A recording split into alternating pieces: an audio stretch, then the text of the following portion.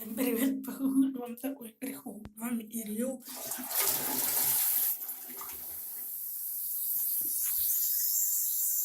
Сейчас будет гудеть.